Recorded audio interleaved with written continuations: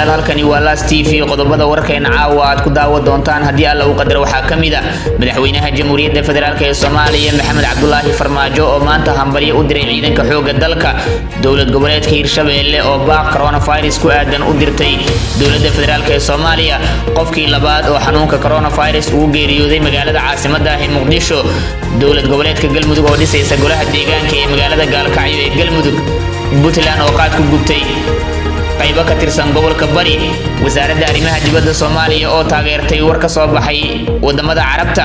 iyo madaxweynaha dowlad goboleedka Hirshabelle oo ka tacsiyeeyay geeri ku timid wasiir dawlad ka tirsan maamulka kani waa channelka xusuus u joog media fadlan hadii aad ku cusub tahay channelka waxaan ka dalbanaynaa inaad subscribe inoo saarto gambaleelkana aad furato si aad u noqoto daawadaha ugu horeeya ee hela macluumaadka iyo warbixinada aan bartan soo gelino mar waliba inagala soco xusuus u joog media waa hagaag daawadayaal aan ku bilaabay qofkii labaad ayaa xanuunka coronavirus maanta ugu geeriyooday magaalada caasimadda ah Muqdisho sida ay xaqiijisay wasaaradda caafimaadka iyo daryeelka bulshada xukuumadda federaalka ee Soomaaliya qofkii labaad ayaa xanuunka coronavirus ugu geeriyooday magaalada caasimadda ah Muqdisho oo muddo lagu karantiilayay Allah u naxariistay muwaadinka labaad ee maanta u geeriyooday caabuqa COVID-19 ayaa ahaa wasiir dawlad ka tirsan dowlad goboleedka Hirshabelle ahna xildhibaan kaasi oo dhawaan laga keenay magaalada caasimadda ee Jowhar halkaasi oo ku xanuunsanayay hotel ku yaala muddo 2 asbuuca muwaadinka maanta geeriyooday ayaa lagu magacaabayay Khaliif Muhiidiin ayaa maalin ka hor la keenay magaalada caasimadda ah Muqdisho waxaana lagu sameeyay baaritaan kaasi oo lagu ogaanayay inuu qabo xanuunka coronavirus cadayntii laga helay laguna ogaaday inuu qabo xanuunka coronavirus ayaa keentay in Khaliif Muhiidiin lagu karantiilo isbitaalka Martini ee magaalada Muqdisho halkaasi oo lagu karantiilayay dadka uu soo ritay xanuunka coronavirus kaasi oo ka dilaacay gudaha magaalada caasimadda ah Muqdisho muwaadinka maanta u geeriyooday xanuunka coronavirus ayaa wuxuu noqonayaa qofkii labaad oo xanuunka coronavirus ugu geeriyooday dalka gudihiisa waxaana sidoo kale wasaaradda caafimaadka iyo daryeelka bulshada ee hore u xaqiijisay ilaa 25 kiis kuwaasi oo la jiifa xanuunka coronavirus hore ayaa 2 maalin ka hor waxa magaalada caasimadda ah Muqdisho ugu geeriyooday muwaadin Soomaaliyeed kaasi oo da'diisu ahayd 58 sano jir la ildarnaa xanuunka coronavirus madaxweynaha Jamhuuriyadda Federaalka ee Soomaaliya mudane Maxamed Cabdullaahi Maxamed Farmaajo ayaa u hambaliyay saraakiil xigeenada alifleyda iyo dableyda dhammaan qaybaha kala duwan ee ciidanka xoogga dalka sanad guuradoodii 6aad ee ka soo wareegtay markii la aasaasay ciidanka xoogga dalka Soomaaliyeed madaxweynaha ayaa tilmaamay in ciidan awood iyo tayo leh ay muhiimad weyn u leedahay qarannimada iyo dib u soo noolaynta dawladnimada dalkeena dawladdu waxa ay qaaday tallaabo muuqata oo ku aadan tirakoobka xaqiijinta iyo dib u habeynta ciidamada qalabka sida gaar ahaan militariga warka qoraalka ayaa ka soo baxay madaxtooyada Villa Soomaaliya ayaa lagu yiri sidan ciidanka xoogga dalka waa astaan qaran oo aan u qaybsamin qolo iyo qabiil toona waxa ay u taagan yihiin loona carbiyay difaaca iyo haybadda qarannimo wali ma joogno meeshii aan rabnay dawladdu waxa ay dhaqaajisay qorshe mug leh oo ku aadan dib u dhiska ciidan Soomaaliyeed oo tayo iyo tiro leh madaxweynaha Jamhuuriyadda Federaalka ee Soomaaliya Maxamed Cabdullaahi Farmaajo sidoo kale madaxweynaha Jamhuuriyadda Federaalka ee Soomaaliya Maxamed Cabdullaahi Farmaajo ayaa soo bandhigay guulaha isdaba jooga ah ee ciidanka xoogga dalka Soomaaliyeed ay ka soo hooyeen dagaalada ay kula jiraan al-shabaab kuwaasi ay ku gaareen deegaano badan oo ka maqnaa gacanta dawladda dhanka kale madaxweynaha ayaa bogaadiyay sida uu u sareeyo hamiga iyo niyadda saraakiisha iyo ciidamada ku sugan furimaha dagaalka oo ay ka go'an tahay inay dalka ka xoreeyaan al-shabaab ayaa lagu yiri warka qoraalka ee ka soo baxay madaxtooyada Villa Soomaaliya dowlad goboleedka Hirshabelle ayaa dowladda federaalka ee Soomaaliya u dirtay baaq ku aadan xanuunka coronavirus gudoomiyaha baarlamaanka dowlad goboleedka Hirshabelle Sheekh Cusmaan Barre Maxamed ayaa sheegay in dowlad goboleedka Hirshabelle ay ka jirto cabsi ku aadan xanuunka coronavirus isagoona ugu baaqay in dowladda federaalka ee Soomaaliya ay gacan ka geysato sidii loo ogaan lahaa xaaladaha guud ee ka jira deegaanada kala duwan ee dowlad goboleedka Hirshabelle gudoomiyaha baarlamaanka ee dowlad goboleedka Hirshabelle ayaa sheegay in dhibaatooyin fara badan ay ka jiraan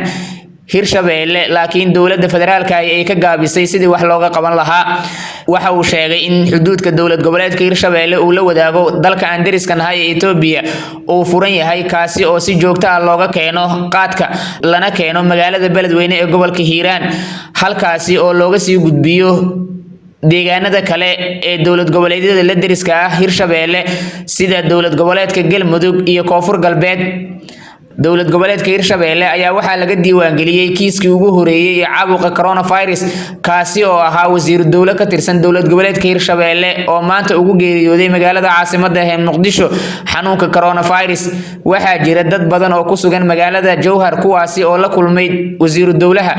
mana jiraan wax baaritaan ah oo lagu sameeyay laakiin waxaa xusid mudan in madaxweynaha dowlad goboleedka Hirshabeelle Maxamed Cabdi Waare iyo wasaaradda caafimaadka ee dowlad goboleedkaasi inay si wadajir maalinimadii shalay u hadleen ay sheegeen inay raadin doonaan soona qaban doonaan dadkii xiriirka la sameeyay wasiir dowlaha maanta ku geeriyooday magaalada caasimadda ah ee Muqdisho. waa hagaag daawadayaal wali waxaan ku guda jirnaa warkeena habeenimo ee Las TV. markana Galmudug madaxweynaha dowlad goboleedka Galmudug Axmed Cabdi Kaariye Qoorqoor ayaa maanta magacaabay guddiga qabanqaabada doorashada golaha deegaanka ee degmada Gaalkacyo. guddiga uu madaxweynaha uu maanta magacaabay ayaa ka kooban 13 xubnood kuwaasi oo lagu wado in muddo 90 cisho gudahooda ay ku soo dhisaan golaha deegaanka cusub ee magaalada Gaalkacyo.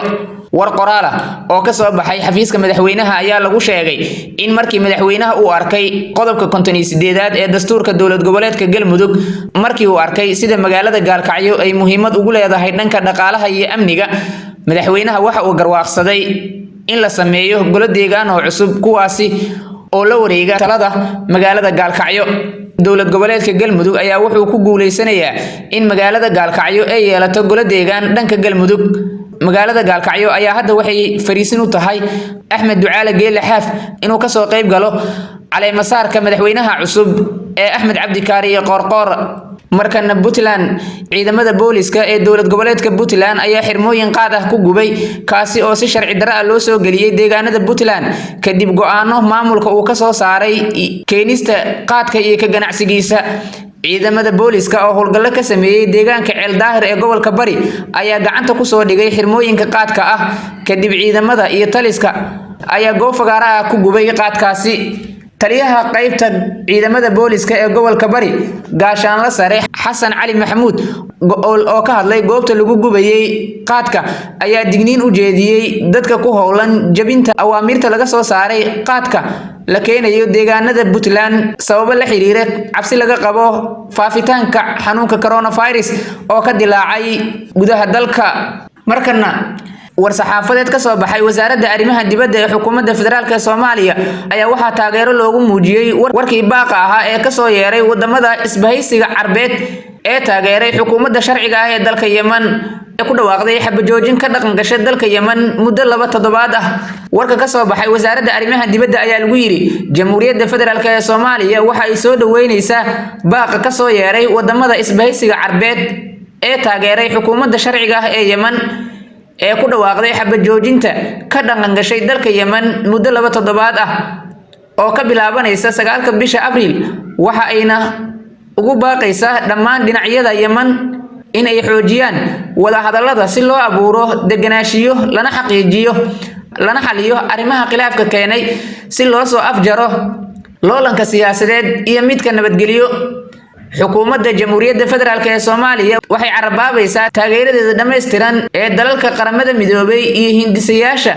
uu golaha ammaanka ka jeediyay xogayaha guud ee qaramada midoobay mudane Antonio Guterres. waxa ayna xaqiijinaysaa garab istaageeda hawsha ergeyga qaramada midoobay ee dalka Yemen si loo gaaro xal siyaasadeed oo loo dhan yahay